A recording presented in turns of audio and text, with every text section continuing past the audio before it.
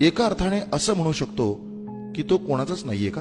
आणि एवढं असूनही कित्येक लोकांचं त्याच्यावर निरपेक्ष प्रेम आहे, निस्वार्थी प्रेम आहे, आणि म्हणूनच आजही त्याचं राजकारण टिकून आहे.